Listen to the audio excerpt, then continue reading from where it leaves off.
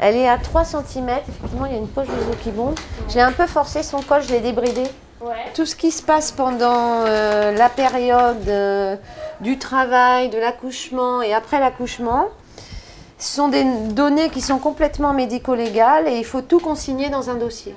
Une sage-femme, c'est une professionnelle de la naissance qui pratique une profession médicale à champ d'action déterminé. Il faudra bien pousser. Elle intervient donc dans un domaine extrêmement défini qui commence en début de grossesse. Elle va suivre les patientes pendant toute la grossesse, suivre les patientes pendant le travail, pratiquer l'accouchement, prendre en charge le nouveau-né. S'il va bien, elle fait des soins courants. S'il a besoin de manœuvres de réanimation, la sage-femme pratique la réanimation néonatale sous son entière responsabilité. Allez, encore, allez, encore, allez, encore, allez, encore, allez, encore. Une fois que le bébé est né, on pratique les soins courants.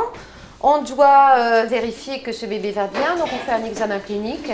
On fait une aspiration aussi, qui permet au bébé de bien respirer. Allez, encore, allez, encore, allez, encore. On clampe son cordon. C'est une petite. Et moi, je suis devenue sage-femme. En fait, je crois que ma décision a vraiment été déterminante quand j'ai mis au monde mes enfants. Entrer dans une profession médicale telle que la mienne, c'est aussi avoir un petit peu l'impression de repousser la mort. Une fois qu'on a procédé à l'expulsion du placenta, on vérifie effectivement l'intégrité du placenta. Et si besoin, si on a pratiqué une épisiotomie, on suture l'épisiotomie. J'ai fait mes études de sage-femme, donc j'ai passé le concours pour rentrer dans la formation de sage-femme à l'école. Donc j'ai fait cette préparation de concours pendant 1 an, puis ensuite il y a 4 années intensives de formation de sage-femme, à la fois théorique et pratique. En fait, oui, on reste sage-femme toute sa vie.